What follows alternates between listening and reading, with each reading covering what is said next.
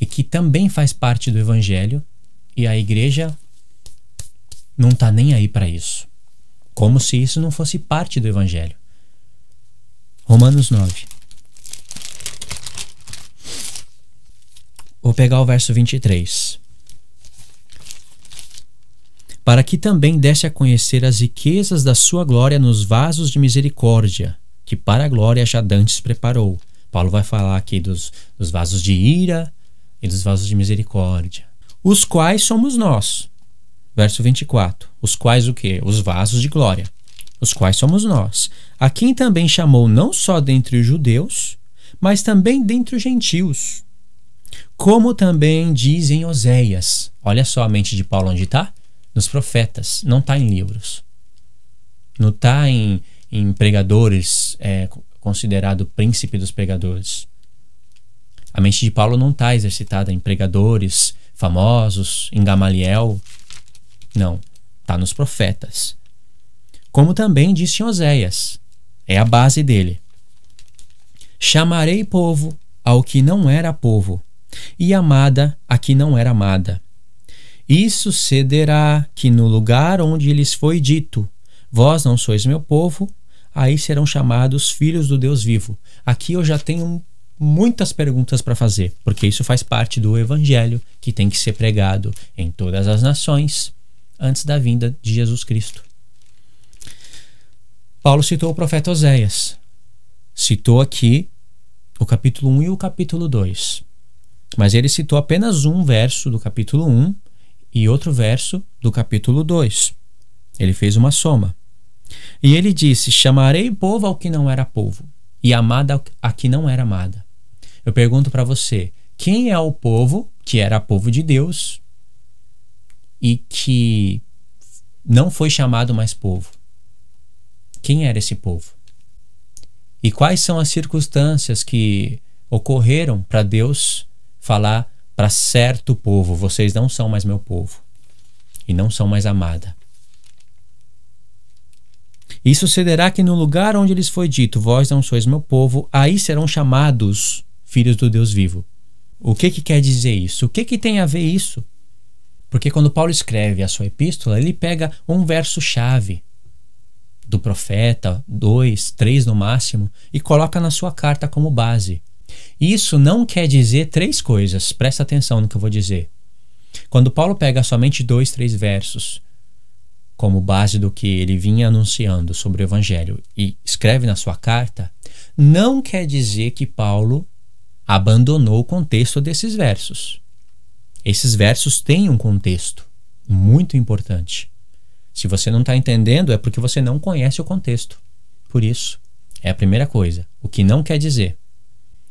Quando Paulo pega 2, 3 versos de um profeta e escreve na sua carta, como base do evangelho que ele estava anunciando, também não quer dizer que Paulo abandonou os contextos dos textos que ele usa. 2.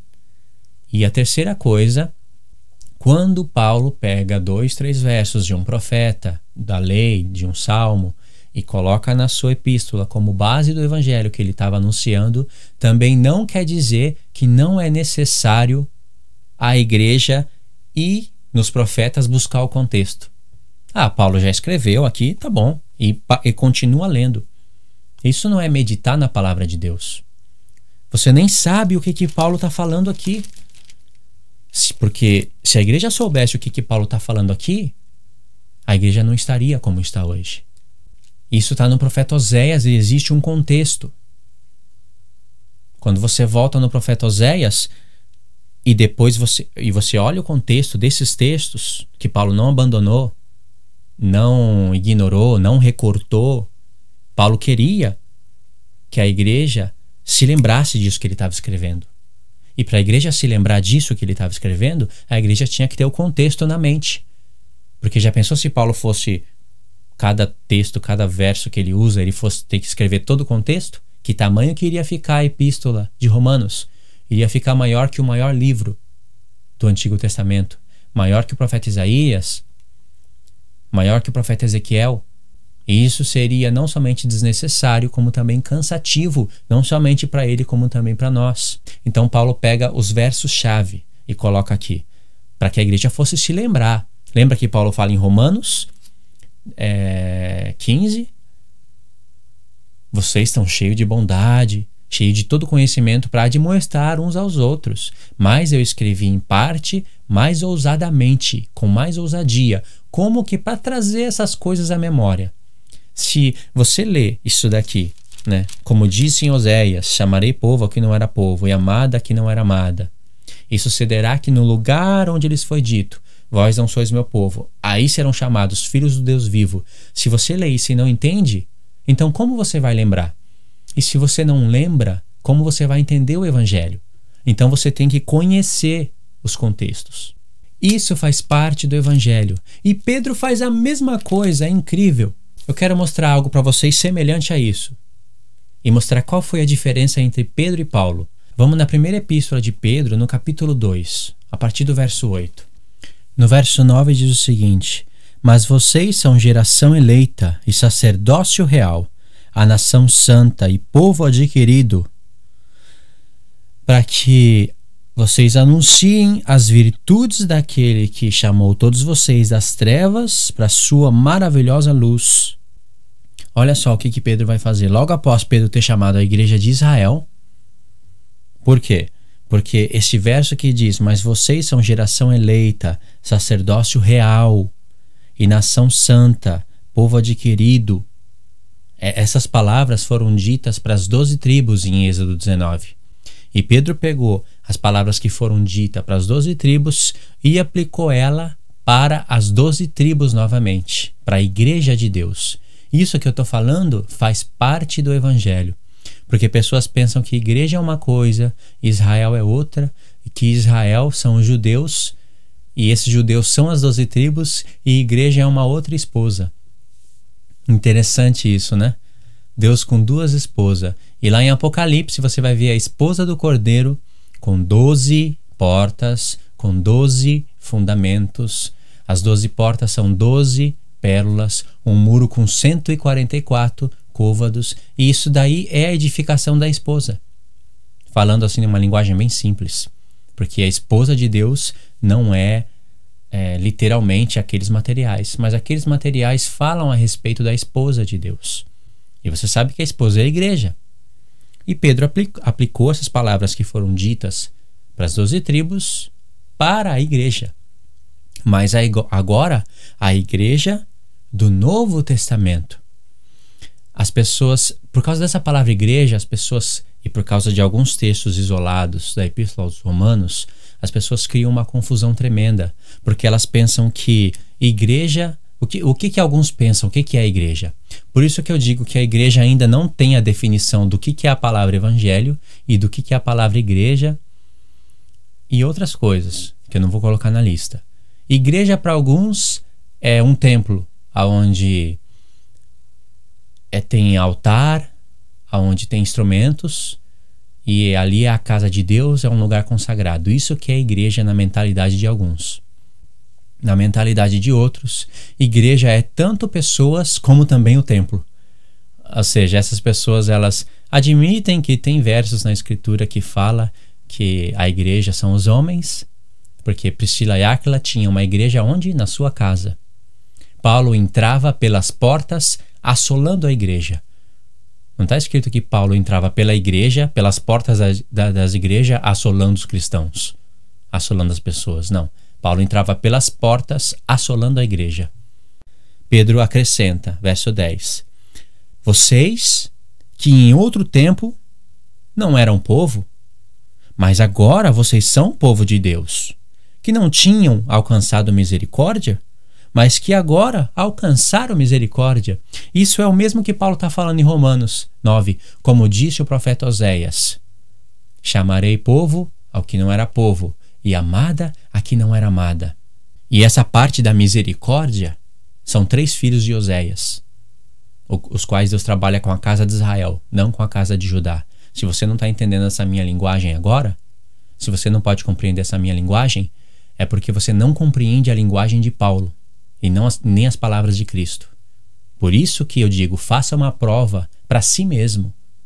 Se você conhece plenamente o caminho da cruz, o Evangelho de Cristo, porque isso faz parte do evangelho, que tem que ser pregado em todas as nações. Senão, Jesus não desce do céu. Então, essa parte da misericórdia, que está em 1 Pedro, verso 2, que está em 1 Pedro, capítulo 2, verso 10, Paulo vai completar em Romanos 11, quando ele fala da plenitude dos gentios, que tem que ser entrado, e então todo Israel seria salvo. E aí, Paulo está falando aqui, ó, vocês são igreja, vocês são as 12 tribos de Israel. Pedro está falando aqui. Pedro só não disse aqui, como disse o profeta Oséias, mas está aqui, ó, concordância com o profeta Oséias. Paulo, ele citou o profeta Oséias, Pedro não. Isso vai acontecer várias vezes. Como disse o profeta, e eles não falam o nome do profeta. E às vezes eles falam, como disse o profeta Isaías, aí eles citam.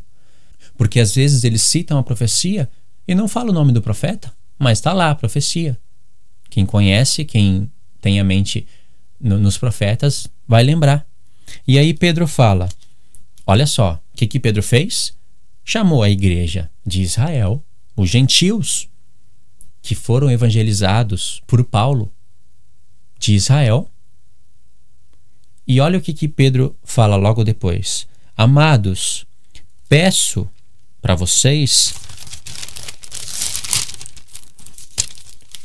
como a peregrinos e forasteiros, que vocês se abstenham das concupiscências carnais que combatem contra a alma, tendo o vosso viver honesto entre os gentios. Ué, mas Pedro não estava falando com gentios? Gentil significa pagão e idólatra. Essas pessoas que se tornaram parte de Israel de Deus eram os gentios. Mas após eles terem sido justificados em Cristo e agora está fazendo parte da cidadania de Israel, como Paulo fala em Efésios 2, Pedro não considera mais a igreja gentil. Eu quero que vocês tenham o vosso viver honesto entre os gentios. Ah, mas Paulo não fala que ele é apóstolo dos gentios? Sim, ele é apóstolo enviado para os gentios. O evangelho da incircuncisão. É as boas novas, o evangelho, boas novas, que tinha que ser pregado para as pessoas que não eram circuncidadas. Mas Paulo, o mestre dos gentios e apóstolo dos gentios, ensina o que para a igreja dos gentios? Porque Paulo fala da igreja dos gentios. Paulo não fala em Romanos 16? Todas as igrejas dos gentios agradecem. Por que fala a igreja dos gentios? Porque ele tem que usar essa linguagem por causa da época, que ainda estava havendo uma transição entre a antiga aliança e a nova aliança.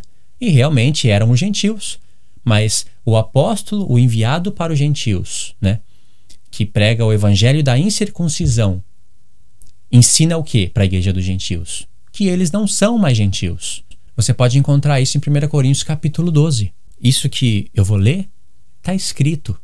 É o apóstolo dos gentios e o mestre dos gentios que escreveu. 1 Coríntios 12. Acerca dos dons espirituais, não quero, irmãos, que vocês sejam ignorantes. Vocês bem sabem que vocês eram gentios. O apóstolo dos gentios, o mestre dos gentios, aquele que foi enviado para os gentios, foi até os gentios, pregou a Jesus